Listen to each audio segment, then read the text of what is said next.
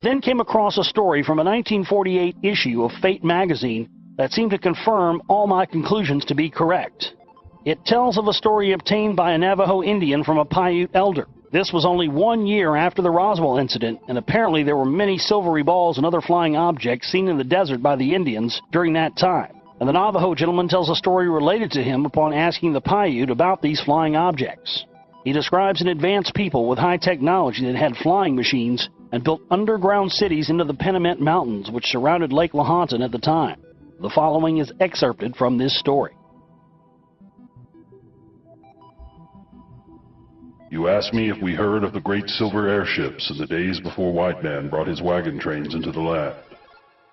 We, the Paiute Nation, have known of these ships for untold generations. We also believe that we know something of the people who fly them. They are called the Have-Masuves.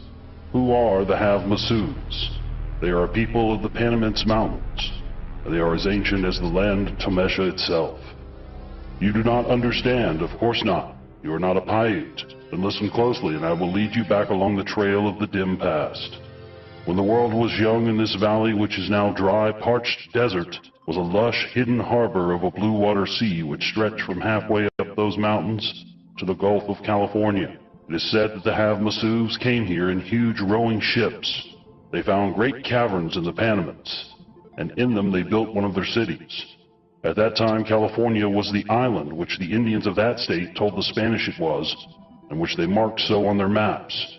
Living in their hidden city, the Have-Masuves ruled the sea with their fast-rowing ships, trading with faraway peoples and bringing strange goods to the great quays said to still exist in the caverns.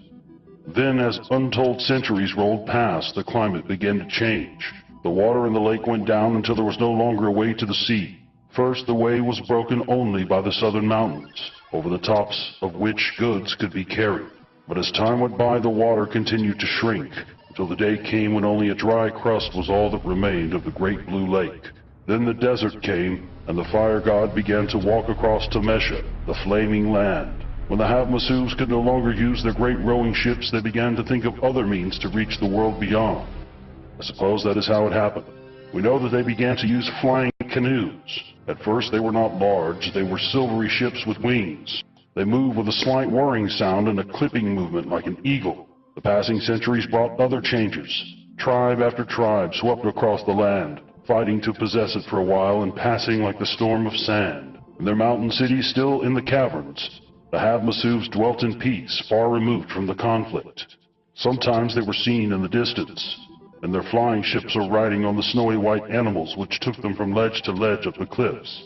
We have never seen these strange animals at any other place. To these people, the passing centuries brought only larger and larger ships, moving always more silently.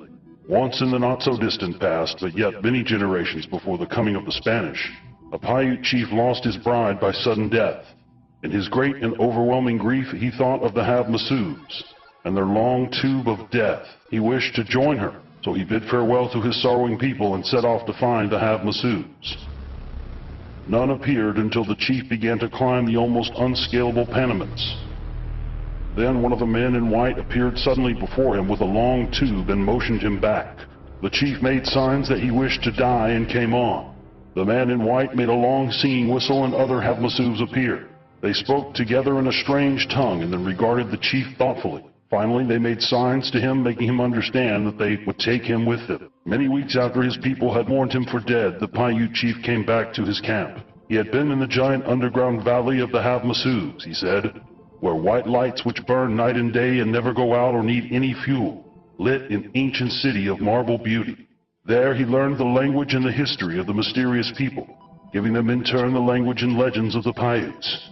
He said that he would have liked to remain there forever in the peace and beauty of their life, but they made him return and use his knowledge for his people. This story immediately made me realize just exactly what the Paiute people are hiding the knowledge of to this day, and why they restrict access to so many of the sites. Knowledge of an advanced people, progenitors of the Paiute who built extensive underground cities that existed in the exact time period between 12 and 13,000 years ago, as other pre-diluvial or Atlantean cultures are said to have existed.